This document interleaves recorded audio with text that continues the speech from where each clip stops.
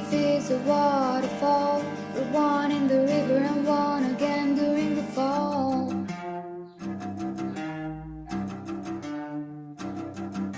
Swimming through the void, we hear the word. We free ourselves and we find it all.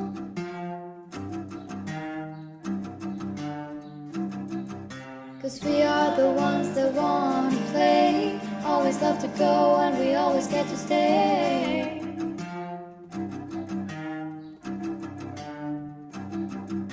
And we are the ones that need not choose. Always wanna play but you never have to lose.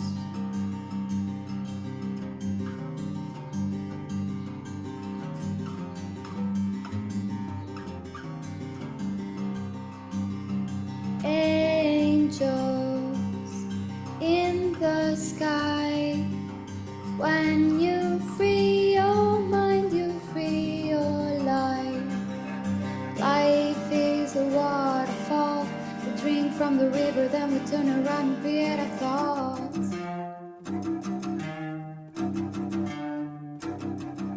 Swimming through the void, we hear the word. We free ourselves and we find it all.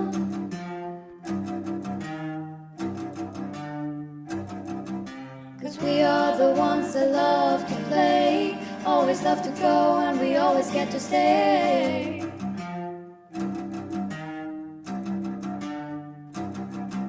And we are the ones that need not choose. Always get to play but you never have to lose.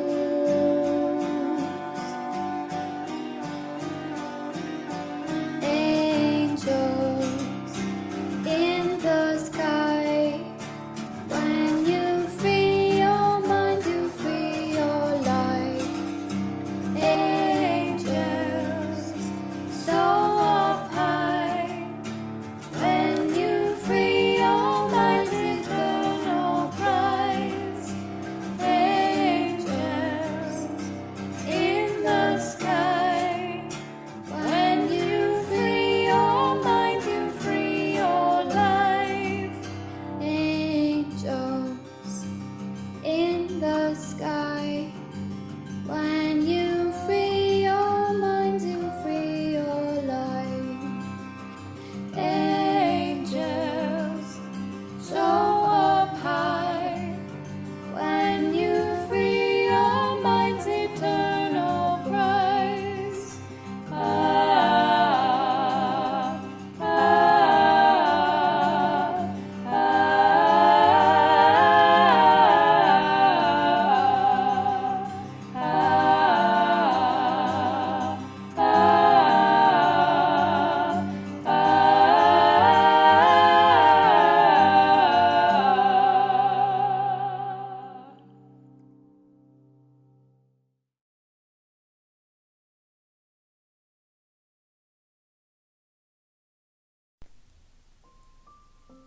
Take a moment now to find your center. Settling into your seat with your nice warm cup of coffee or your cozy blanket. Find what feels most comfortable.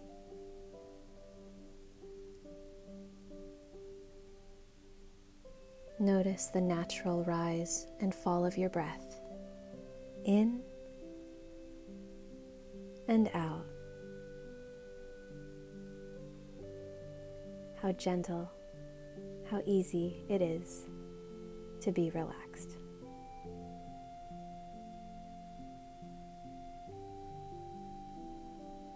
As you come deeper into this relaxation, notice your heart, where you feel oneness with your twin flame and God.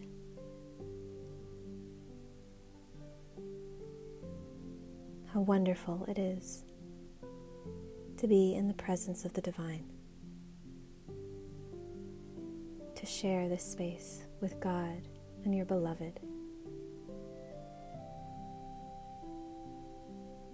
to feel God's sweet touch, His tender caress, his warm hug around your whole body. How naturally you and your twin flame melt together. How delicious.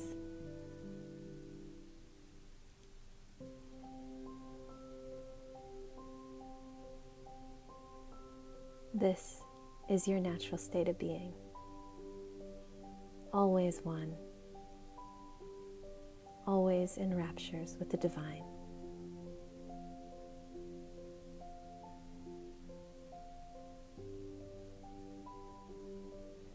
Notice how your breath continues, even in this space. How relaxed your body is. While your soul is in heaven, you are on earth. And everything is as one.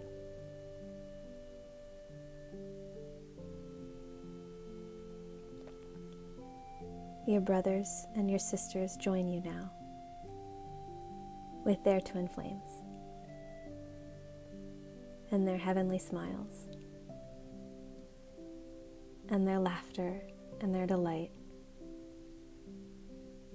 and your joy in all of your oneness together. How beautiful, how precious, how good. This is the holy reverence of heaven on earth. It can never leave you, and you can never leave it, not in divine truth. You are always safe. You are always one with God.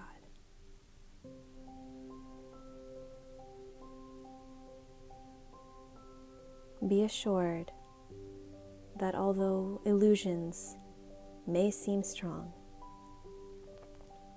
they are nothing to God's holy might. They cannot hold a candle to the strength of God within you, the purpose of love within you. Hand in hand, you and your twin flame and your brothers and sisters come together now. You join forces as one, bringing heaven on earth to all.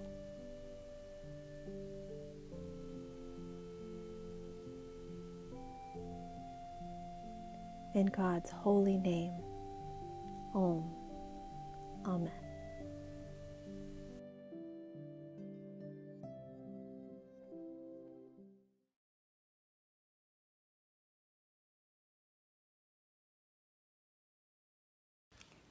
Hello everyone, my name is Jasmine Mawson and I'm a very proud unionist, and I'm very honored to be here today to be doing today's card reading.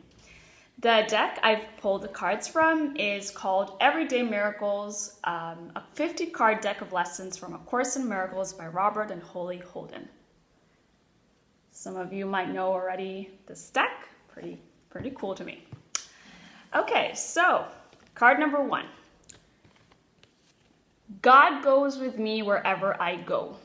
And the card says, there is no time, no place, no state where God is absent. There is nothing to be feared. So what I feel this card brings up is that God is present in all things. He's present everywhere in all things, speaks through all people. So you can always be sure that God is always present and that you can trust in yourself as you're just trusting the God in you, and that God has your back. So card number 2 says, I am not a victim of the world I see. So this is the card. And it says, what is forgiveness? Forgiveness recognizes what you thought your brother did to you has not occurred. So, what I feel this card brings up for me is that sometimes we act out of sheer emotions and we act of impulsivity. And that God just is calling us to stay grounded in our peace and never leave our peace within, because that's where we are empowered, because power is peace. And so we can always stay in that state of being with Him and know that we are always powerful when we are in that state. And we're absolutely not victims. We can co-create with God all our desires. Card number 3 is let me be still and listen to the truth. So this card says, sit quietly and close your eyes. The light within you is sufficient. It alone has power to give the gift of sight to you. Exclude the outer world and let your thoughts fly to the peace within. They know the way. So this is an invitation to always feel your feelings. And I also feel that this card, what this card brings up is that to be always careful to who you are listening to. If you're listening to God, or sometimes you let yourself listen fear, because as Shaleia said, sometimes when our heart is not pure, we tend to follow ego and not really God. So this is an invitation to always follow the truth, always follow love and what love directs you to do. So, beautiful card over there. Okay, and the last card is light and joy and peace abide in me. And the card says, you are as God created you, not what you made of yourself. Whatever evil you may think you did, you are as God created you. Whatever mistakes you made, the truth about you is unchanged. Your sinlessness is guaranteed by God. And I feel what this card brings up is that you can just shine your light, shine your joy, cultivate joy in your hearts, and know that sin is just a mirror in consciousness. It's not really real. It's not something you have to punish yourself for. Even if you lose your presence and you are not really in tune with your feelings, and sometimes maybe you're numb to your feelings, you can always go back and fully feel your feelings and be present, and know that when you do so, you're again with God. Okay, so this concludes our beautiful card reading. Thank you so much for watching this card reading, and without further ado, please enjoy this week's Sunday sermon. Thank you so much, and bye-bye.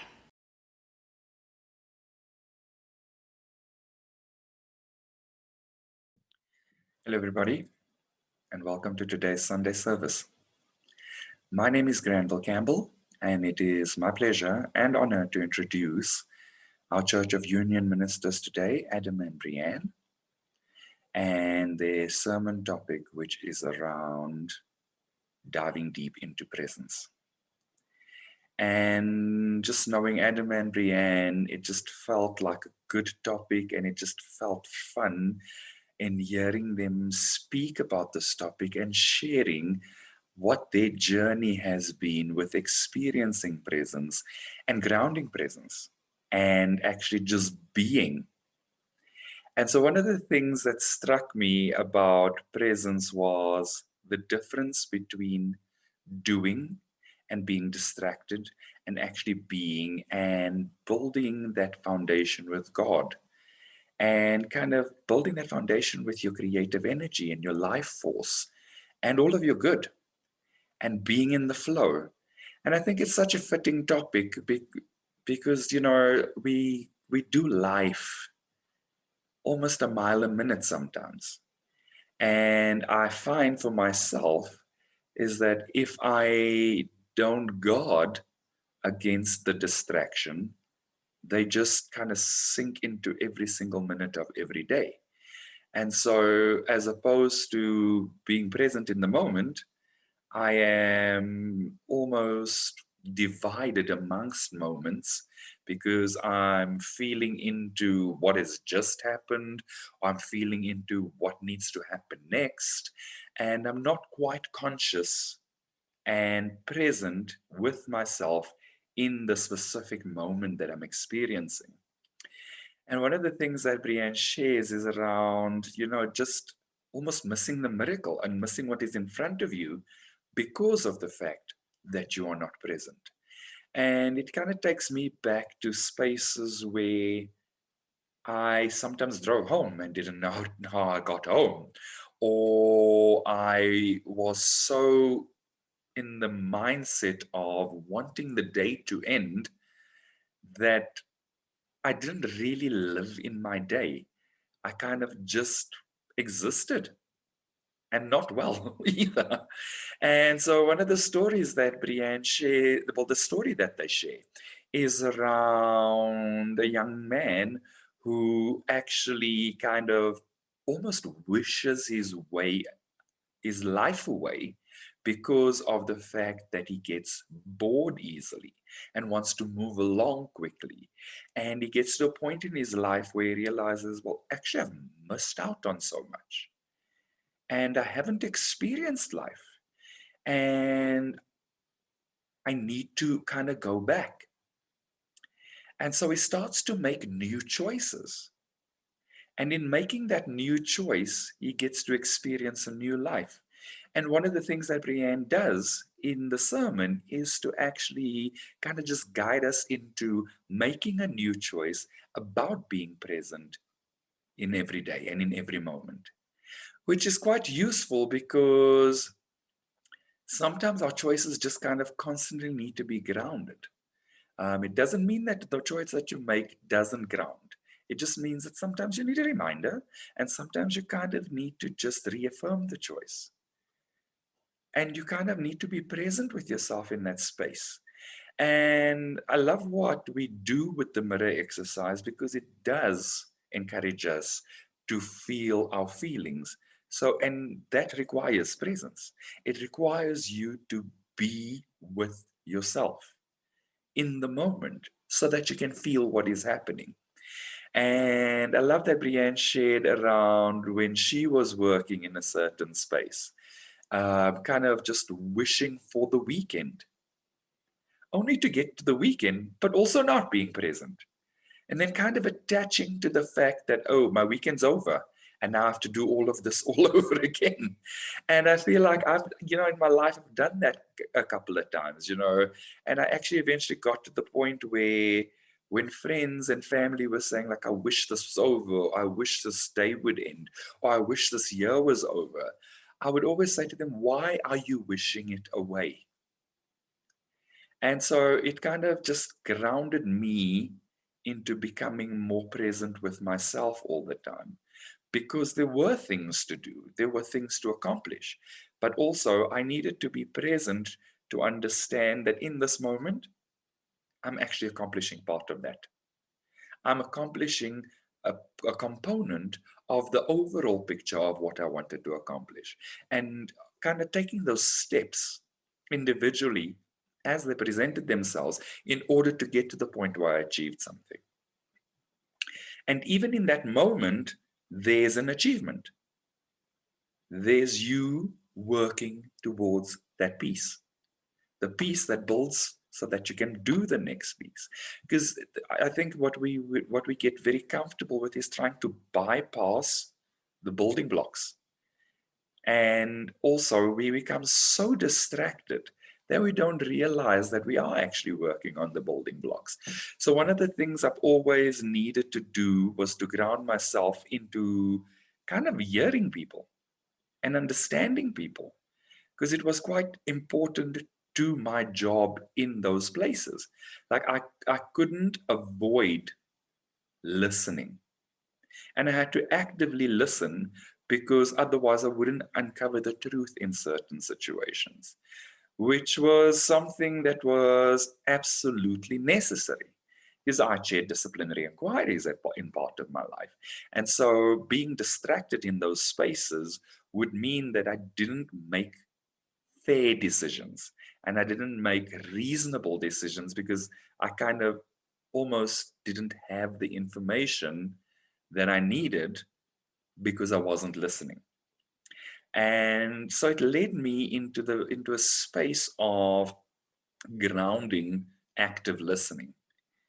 And because of the roles that I fulfilled, I also had to ensure that I was present with the people that I was meant to lead, in the function that I was doing inside that business, because it was necessary to be very clear and very specific about what was happening. But in order to do all those things, I actually had to be present in the moment. I had to be present when the information was being presented. And I had to be present in order to allow myself to actually absorb the information so that I could make the right decisions and so that I could make fair decisions. And that actually I was able to allow people the space of stating their story and sharing their piece and bringing those perspectives together and possibly overlaying rules and possibly overlaying processes and overlaying precedents. So it was, it's a lot of stacking of various components, but they wouldn't have worked if I wasn't present. And in being present, I was able to do a better job. I was able to be much more successful at what I was doing. So I love this topic that Adam and Breann shared today, because it's something that we need to practice. We need to kind of get into the space where the practice makes it a habit. So I love the quotes that they share. I love the story that they share, and even just seeing the interaction between them in terms of being present with each other to the point where they can kind of share components of the story where the other one kind of loses track of the story. It's quite interesting to watch, and when you look at it through the lens of presence, it just becomes such a fitting example of what presence actually is. So it was fun and it's enjoyable, and I just welcome you to sit back and relax and be present with the sermon today and just feel into the space where you need to possibly make new choices about being present with yourself and with what you're doing, and almost just feel into the space of where you need to release the distraction so that you can work on being present, which is another thing that Adam and Breann share around presence takes work. It's almost not a skill that we have offhand. We actually have to work at it. We actually have to make it a way of life. And in doing that, we start to feel and be in that space. And your being is the joy. There's joy in just being and being present and kind of just understanding that there's only this moment right now, which is another thing that Adam and Breann share. So yeah, please just enjoy the sermon with us, and I will see you at the end of the sermon. Thank you so much for joining us today.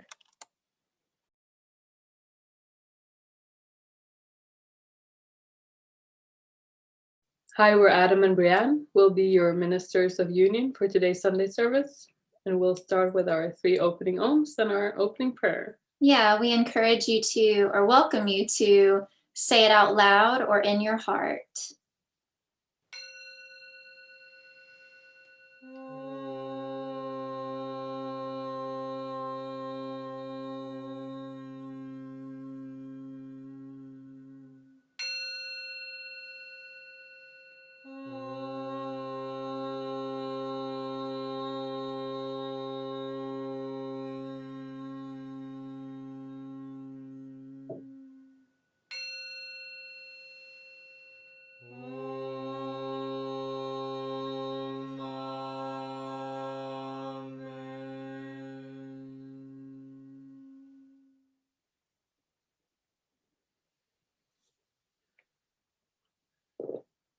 I am the only child of God, forever part of Him, I am created by him in perfection, and there I always remain.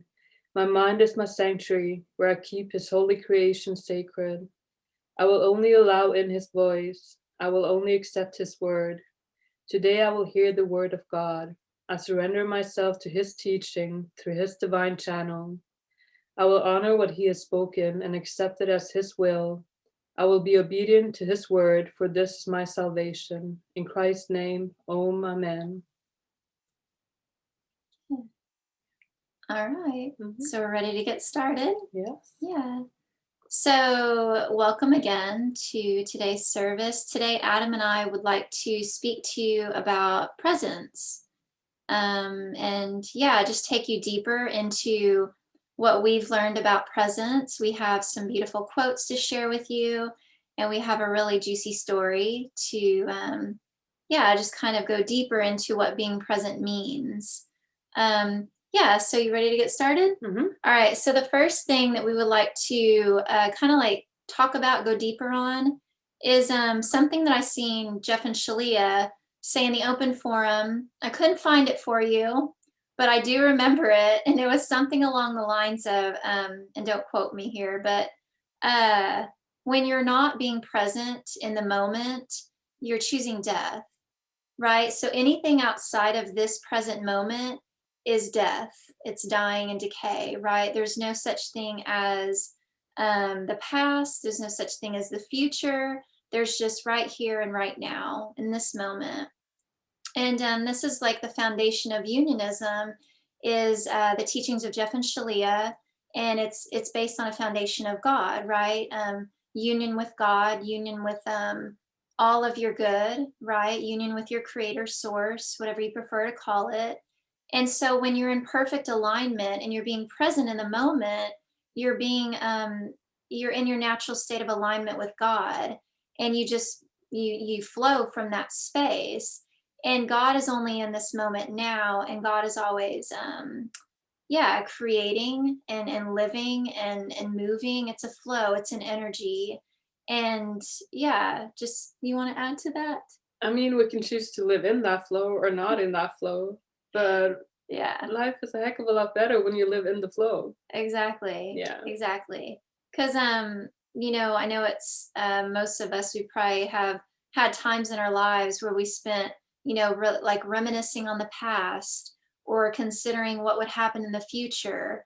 But when you're daydreaming, or you're reminiscing on the past, or even if you're stuck in an upset, something that happened to you, you're missing out on the miracles that are right in front of you, and in the present moment, right? You're not going to be able to receive it because you're not being present with yourself. It's good. Yeah. You want to do a quote? Sure, let's do a Yogananda quote. A Yogananda quote. Yes. Live quietly in the moment and see all the beauty of all before you. The future will take care of itself. Mm-hmm. Yeah, I feel like this is like what a lot of people move through, is like, oh, but what about this thing? Oh my God, like I have to, worry about this thing because, it hasn't happened yet. So I'm not sure if it will happen or how it would turn out. But and it's like, it's not our job to figure out how it's going to turn out. God's already got that planned. God's already got all that figured out, right? You just want to be with God now and know that your journey is going to unfold for you perfectly, and there's a dance with God. And if you're focusing on the thing ahead, you're not going to be able to enjoy the beautiful dance that's with God right here in front of you. It's experiences. You want to share the story? I do. Peter? I do. Yeah, it's like a good time to go into that. Yeah. Okay, so we recently come across this story. It's called Peter and the Golden Thread. And this story just really touched my heart, and it hit home. And I felt like it was perfect for today's sermon. So the story goes, Peter was a young schoolboy, and he always had trouble with living in the present moment. And he would find himself, whether he was at school on the playground, he was dreaming about, being on summer vacation, or, if being in summer vacation, he would be dreaming about that next thing, right? He struggled with just being present. And so Peter, he was walking around his home one day and he felt tired. And so he laid down on a... Well, he went for a walk in the woods and then he That's lay right. down on a patch of grass. There you Yes. go. Yeah. Thank you. Yeah, Thank you're you. welcome. Yeah. So he laid down on a patch of grass and he fell asleep. And as he fell asleep, he heard a woman's voice calling out, Peter, Peter. And so Peter woke up and he's seen it was like a woman over the age of 100 hanging over him, like leaning over him. And she had long white gray hair. He described it as like woolly looking hair. And, he was like surprised. And this lady, she handed him she said, I have something for you. And what she had for him was what was it, like a ball? A ball of golden thread, yeah. Yeah, it was a ball of golden thread with a hole in the center. And she told him that, this ball of thread, this golden thread is well, it's like if he pulled out like, a little bit, Mhm. like, slowly, he would, Yeah. maybe a few minutes will pass pretty quickly, right? Like Mhm. minutes would, be Yeah. moving along. Yeah. And then if he pulled faster, it would be like days ahead, right? Yeah. But if he pulled with all his power, like it would be months and years. He would like, Yes. skip ahead, right? In a Mhm. sense. Yeah. Mhm. Yeah. So after she described what this, thread was, he asked, may I have it? And she said, of course, and handed it to him. And so the next day he was at school and he was feeling bored as usual. And then he had an aha moment and remembered that he had that ball of golden thread in his pocket. And he pulls it out and he yanks on it a little bit. And then all of a sudden he fast forwards into, I guess it was like after school, and he was at home playing in his yard. And he continued to experiment with this thread. And he finally got tired of being a young boy. He wanted to experience teenage life. And so he pulled on that thread a little harder. And voila, he was a teenager. And he met a woman or a young girl named Elise, I believe it was. Yeah. Yeah, and so he eventually got bored with his teenage years and pulled the thread some more. And it fast forward to it was Peter and this woman had gotten married and they had children, and he could see his children and hear them playing in the yard. And once again, Peter got bored, still that pattern of boredom, and he pulled on the thread again with all his might. And fast forward to his wife, the young girl that he had married, she had passed on, and the kids were grown up and they had moved out of the house and they had started families of their own. And I'm just starting to forget part of the story here. Yeah, it had mentioned his mother when he was middle-aged too, when he was like there, and the mother he loved so much, right? Mhm. She was old and frail, and Yeah. but like it's kind of like an impatient, right? I just want to move forward, get to the next part, right? Yeah. And then when he's like,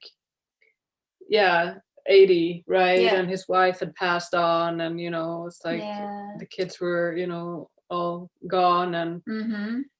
this wasn't what he wanted for his life. He started thinking, right? Like, hey, was this my life? Yeah. Like I didn't get to enjoy it. What happened here?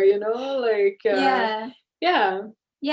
And so he went back to, he was feeling sad, especially at the state that his mom was in. She was real frail, and and then his wife had died.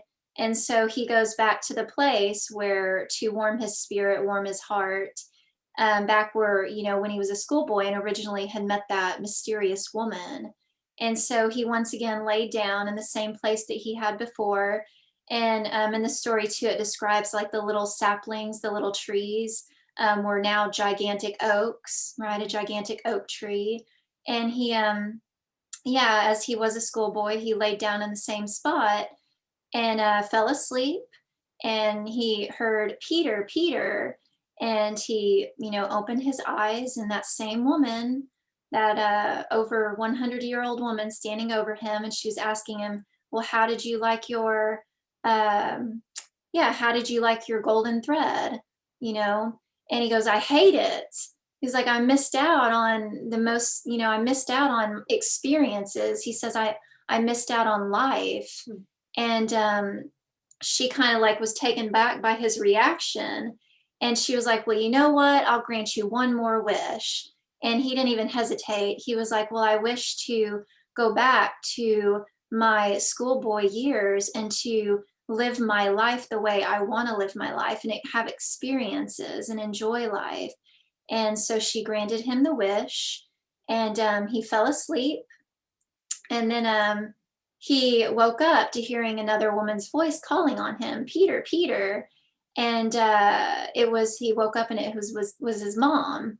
And he realized that he was in his house, in his bed, his schoolboy bed, and his mom was calling on him to go to school. Yeah, to go to school. Yeah. And he was so thrilled. And Peter began to live his life in the moment. Mm-hmm. Peter began to enjoy his experiences, right? And I just felt like that was a really powerful story, because I myself have experienced this in my life. Before I found Jeff and Shaleia's teachings and become a student of the work, I had like a factory job, and I would live for the weekend, right? I would live for that next thing, like the next, I don't know. Whatever next, like it just has to be something. Yeah, just exactly. Let's skip ahead.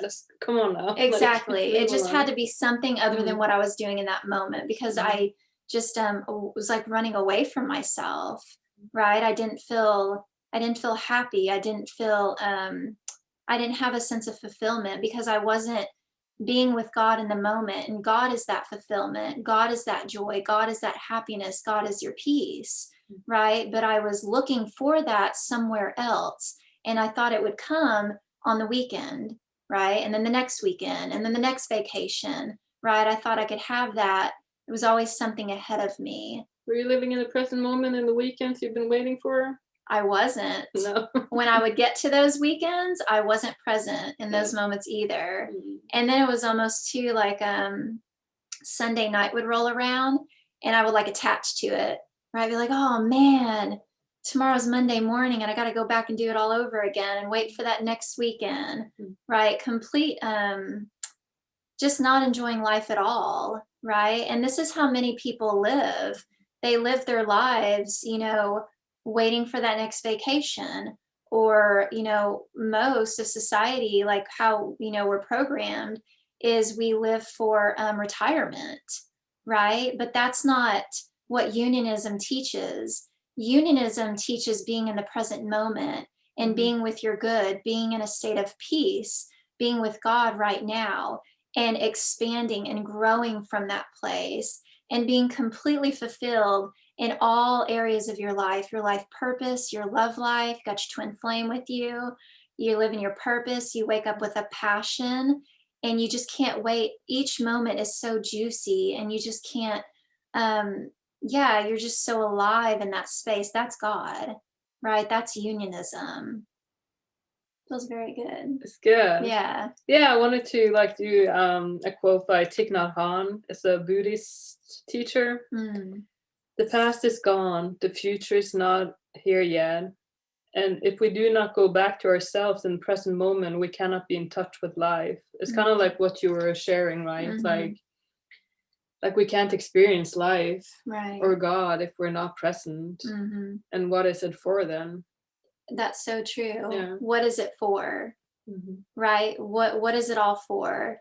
If you're not enjoying your experiences and what life is showing you, and and care, and like dancing with you, right, moving you, and you surrendering to the flow, what is it all for? Right? Like you'll just come back and do it again, right? Yeah. Gonna have to do it all over again. As Jeff and Shaleia say, you're like a pot, and you'll just be replanted, right? You'll just be replanted in a new pot and come back and do it all over again, right? Whereas you can just make a new choice now. I choose to be completely present with myself in this moment and in every moment moving forward. And you'll find a deep sense of joy and peace in that. Really be with yourself. Your being has a lot to communicate to you.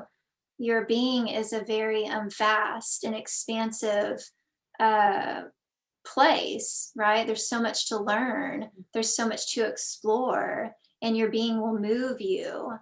Yeah, feels good. Yeah, it does. And yeah, I feel like that kind of like goes into how the present moment, like being in the present moment, can feel like. Yes, It can be a bit of an effort it when can. you're getting used to it. Absolutely. Yeah, we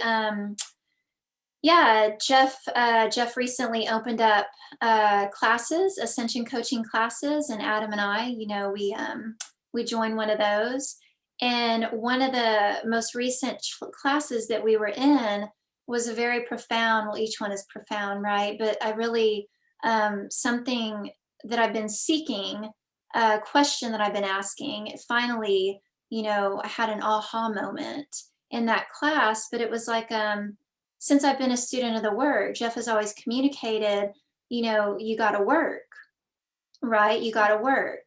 And so there would be times when that would trigger me because I would, from what I come from, like working 12-hour days in a factory, like that was hard work. And that's what I connected work to, right? So I had like an attachment to what I thought work was. And I've been moving through, ever since then, like releasing my attachments to what I believe work to be, to what I believe joy to be, to what I believe relaxation to be, and allowing God to show me a new way, his way, and knowing that that way is going to completely fulfill me in all ways, right? So we were sitting in class, and the aha moment was that being present requires effort. That is the work, right? Because it does require focus and effort. And I know for me, this is something that I've always, worked on, is because I'll find myself being present in the moment, and then my mind will just drift off and say, what about this thing? What about that thing? Right? And I'm off on the next thing. And then I have to make a new choice. I'm like, no, that thing, can wait. I'm right here, right now. I'm with God in this moment. And I know that God will lead me to the next thing as it comes. And so, yeah, that just like all this relief just flooded my body. Like when I heard Jeff say that, it was like the work of ascension is being present. And didn't you have another quote, or there was something else, or maybe you already said it? Well, remind me. I don't know. Maybe you already said it. You might have already said the quote. Yeah, it's just constantly refining yourself to be present, right? And it requires effort and persistence and dedication, commitment, and it's like because we lived our lives not being present, so it's kind of like a reprogramming needed. Like you need to be aware of like, I need to be present, Yeah. So just a little reprogramming and just being happy in the present moment. Like that's all God wants as well. Yeah, absolutely. And like when we are present in the moment, Jeff described it as that's your life force, right? And it's a creative life force. And you're naturally creating as you're present with yourself. You're always in a space of creativity. No matter what that be, you don't want to judge it. You don't want to that's another thing too. It's easy to attach to what we feel creativity is, right? We can label that as, well, I'm doing artwork, I'm writing, I'm making a video. That's creating, right? But creating is in all forms, and you don't want to judge it or attach to it. Just your being, and you being present and just sitting, that is creation, that is creativity, right? And it's just surrendering all of our ideas and beliefs to what we've believed these things to be, and allowing God's way to fill that space. Yeah. I love this sermon. I love presence. She loves yes, presence. like I feel so passionate about this. Yeah, so we can do the last quote from Yogananda, Yeah. which goes perfectly here. Fully enjoy the wonder and beauty of each instant. Practice the presence of peace. The more you do that, the more you will feel the presence of that power in your life. Yeah, so it's kind of like you're working a muscle in a sense with being present, and yeah, and you will just continue to feel more peace as you surrender into the space. Yeah, absolutely. Yeah, because the present moment is where your peace is. It's where your good is. It's not outside of you. It's not behind you. You didn't leave it back there somewhere. It's not up the road ahead, right? It's right now. And you just being present right here, right now, you're receiving something in this moment. You're receiving a miracle. You're receiving a gift. There's something that is being spoke to you in this space that's just touching your heart in the right way, right? That's the gift. That's the gift of the present moment. Yeah. And you have all you need in the present moment. Exactly. Fully supported and nurtured in all ways right now. Right here. Yeah. Good. So with that being said, I feel complete here. What about you? I feel complete too. Very good. So yeah, we are going to closing prayer. Yeah. And closing ohms. And closing ohms. Yeah. Yes. All right. Father, I accept your word into my heart. I will honor your will in my life and will follow you without hesitation anywhere you ask. I know you guide me into your heart where I belong. I accept that you are everywhere and your teaching is in all things. God, I know you provide me clarity in this teaching of union, that I may be forever in union with you. I accept that you are in me as you are in my brother. I will not deny my brother your word and will share your teaching with him in any way you ask and only as you ask. For when I share my salvation with him, I fully claim my salvation and return to you with him. In Christ's name, Amen. Speaking this prayer in your heart means you have accepted that you are on the path of awakening to your true divine nature. This is what it means to be a unionist. Follow the teachings of union with God wherever you find them and purify your consciousness into perfect union with your Creator. And now our closing ohms. We welcome you to speak it out loud or in your heart.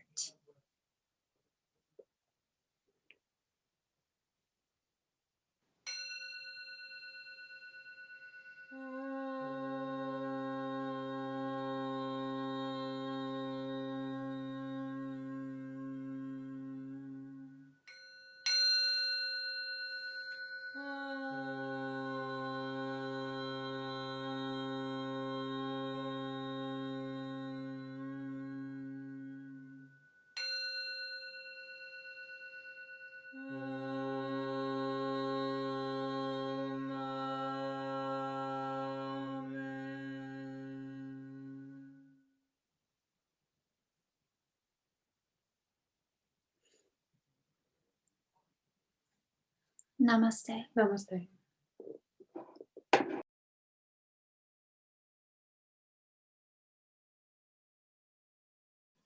Welcome back, everybody, and thank you for joining us today for our Sunday service in the Church of Union. We'd also like to thank Adam and Breann for such a fun and just peaceful and joyful sermon around diving deep into presence.